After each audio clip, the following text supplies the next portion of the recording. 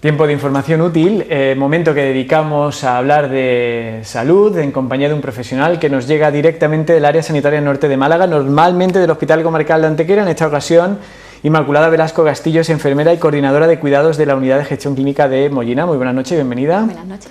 Bueno, un tema que genera una gran curiosidad, que no siempre se habla poniendo los puntos sobre las IES en determinados foros, y creemos interesante que una profesional local o de la comarca haya aceptado nuestra invitación para venir a hablar de las enfermedades de transmisión sexual, ¿no? Que muchas veces las vemos como muy lejanas, como que pasan siempre más, o en películas o en sitios que están muy alejados, en grandes ciudades, y no siempre tiene que ser así.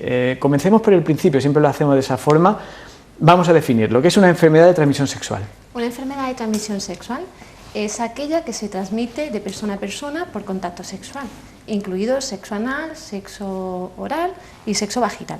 También se pueden contagiar por el uso de jeringas contaminadas, por contacto de sangre o bien de la madre al hijo durante el embarazo o durante el parto. ¿Y por qué es importante, como decíamos al principio, dedicar un espacio a hablar de este tema? Porque es importante conocer cómo se transmiten, su prevención y su tratamiento, porque con ello disminuimos la incidencia y la mortalidad que provocan estas enfermedades. Principalmente en los adolescentes. Los adolescentes son un grupo de alto riesgo de contraer este tipo de enfermedades. Entonces, la información en los adolescentes es importante por 4 motivos principalmente. Primero, porque suelen mantener relaciones sexuales sin protección, porque son biológicamente más susceptibles de padecer una infección.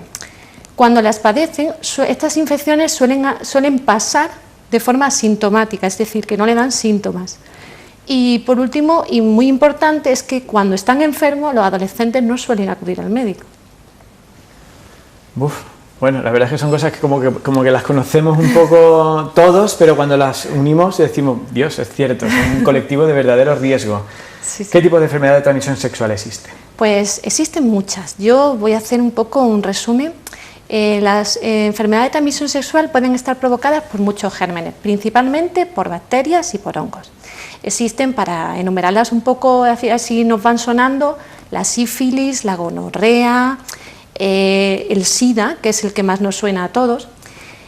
Aquí que yo quería pararme un poquito a enumerar un poco los síntomas, para que las personas que nos escuchan sepan un poco cómo detectar una enfermedad, pues que pueden ir desde lesiones de tipo vesiculosas que pueden aparecer en los genitales externos, a que una persona padezca fiebre, a adenopatías inguinales, como ocurre, por ejemplo, en el caso del herpes vaginal. En el caso de la gonorrea, pues aparece una secreción de un color que no es habitual, ¿no? Y otras, sin embargo, aparecen de forma asintomática, como es el caso del SIDA, que no da síntomas en principio. Bueno, ¿cómo prevenirlos? Creo que en este caso es quizá, como siempre decimos, ¿no? Más vale prevenir que curar, relevante. ¿Cuáles son las recomendaciones que podríamos dar en este respecto? Pues lo más importante para la prevención es que todas las personas conozcan este tipo de enfermedades, su existencia, conozcan sus mecanismos de transmisión, opte por conductas sexuales que sean sanas y, por supuesto, si detectan cualquier pequeño síntoma, acudan de manera precoz a su médico. Los objetivos que nosotros nos planteamos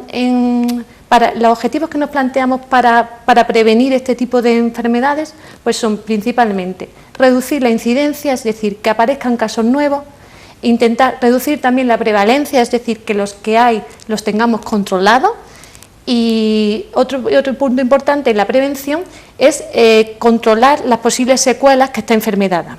¿Qué actividades nos planteamos en prevención? Pues educación para la salud y promover conductas sexuales sanas, como hacemos, por ejemplo, en los institutos, como vamos a los institutos. Otro sería la detección precoz, es decir, dentro de los grupos de riesgo que conocemos, pues poderlos diagnosticar pronto, ¿no? De una forma temprana. El tercero sería inmunizar, es decir, vacunar frente a estas enfermedades de transmisión sexual, como por ejemplo de la hepatitis B, que podemos vacunarlo. Y, por supuesto, tener una vigilancia epidemiológica de las personas que conocemos que están infectadas.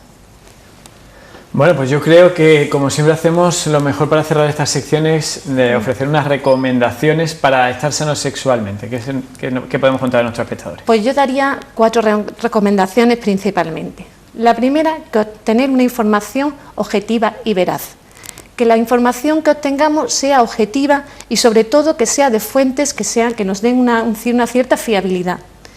La segunda, pues vivir la sexualidad de una forma sin miedos, con placer y sin disfunciones. Es decir, que una vez que tenemos esta información, conozcamos qué son las enfermedades de transmisión sexual, qué métodos anticonceptivos estamos utilizando, si son correctos o si no lo son, para eliminar esos miedos que tenemos, ¿no? Es decir, placer sin miedos, placer con medios. Y la tercera recomendación que yo daría, pues sería el que nosotros nos conozcamos y nos aceptemos como somos. El que las personas, cada persona es única y es irrepetible, y esto es muy importante para la salud sexual de una persona. Y la cuarta recomendación, sobre todo, que mantengamos relaciones en respeto, ¿no? Y en igualdad.